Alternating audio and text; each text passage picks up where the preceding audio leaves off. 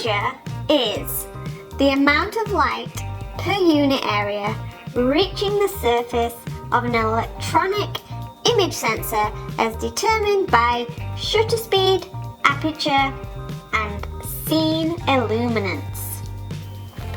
That, you guys, is what we're talking about today. Underexposed and overexposed images. So if this is the first video that you're tuning into, let me tell you that we have covered so much. We've been talking about the fundamentals of a DSLR camera and how to take the perfect professional picture. So we've covered things like shutter speed, aperture, ISO, and white balance. And like I said, today we are talking about underexposed and overexposed images. So if you are excited to learn more, give us a thumbs up and hit that subscribe button so that you don't miss any future videos that I'll be posting, which is every Friday.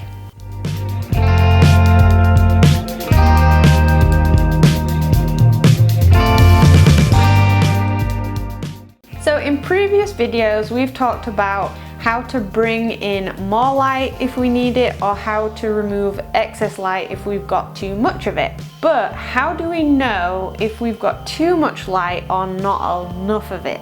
So when you have your camera and you look through the viewfinder, you click on the shutter button just so imagery comes up within the viewfinder. So what I mean by that is you will see some numbers and a line at the bottom. So that line is actually the exposure line.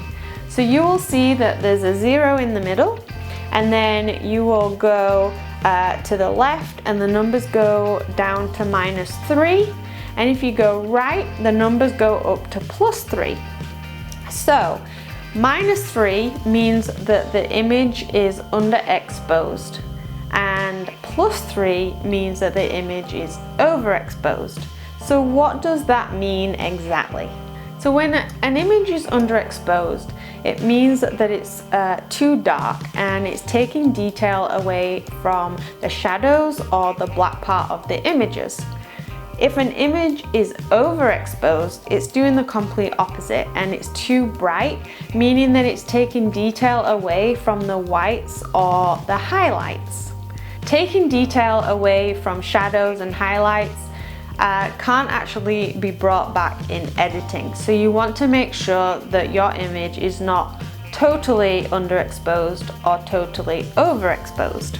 So to know if your image is underexposed or overexposed, first you need to know where the midtones of your image is, and that's where the 0 of that line in your viewfinder comes in. So you take the subject, or including the scenery as well, and you find the midtone of that image. Sometimes it can be the skin tone, depending on what the image is, or it may also be a mid-gray as well. So what you would do is you would get your camera, look through the viewfinder, and you would click halfway down so that your focus square, circle, or spot comes on, and you focus that button onto that mid-tone.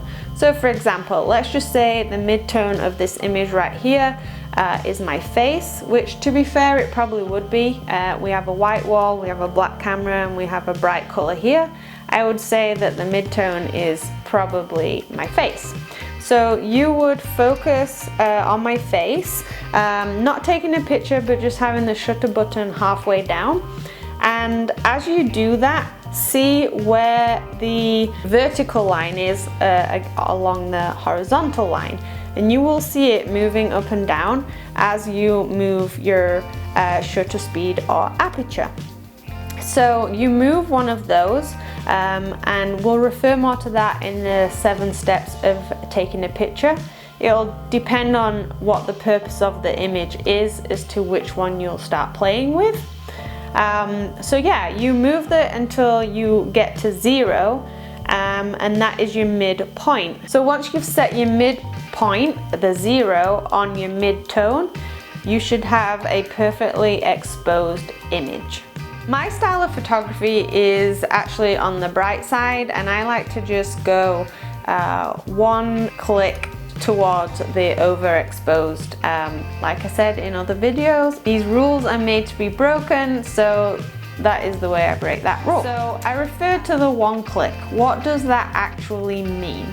So one click means that you're just moving your dial once, and that means a third of a stop. So when you move the dial 3 times, that's what we also call one stop or 3 clicks. That's not terminology you would use when chatting with a client, but it's potentially terminology you would use, you know, photographer with photographer, that kind of thing. So just going back to finding that midpoint, so you've got the, you've found your zero, you've found your midtone. Now what I want you to do is I want you to move your camera around in that same image, and I want you to watch that dial move. So as you move up towards the dark areas, the exposure line should now move towards the left, and if you were to point it towards something white, like maybe a bright sky, it'll move all the way to the right, which is overexposed. And if it goes past +3 or -3, you'll get a white dot on either side saying literally your image is totally blown out and there'll be 0 detail in any part of that image. So that is it for exposure. That's how you set the correct exposure, and you know what to do if you find that your image is overexposed or underexposed. So again, if your image is too bright or too dark. If you're having trouble focusing, don't worry, because our next video is going to be all about focusing. So you're going to want to tune into that. So you don't forget and you keep getting reminded, make sure you hit the subscribe button and the notification bell. And yeah, our next video will be coming out next Friday. So if you enjoyed this video and you found it helpful, please give us a thumbs up, and yeah, comment below if you have any questions or comments of any nature. I'm here to guide you and happy to help. So I will see you in the next video. Bye.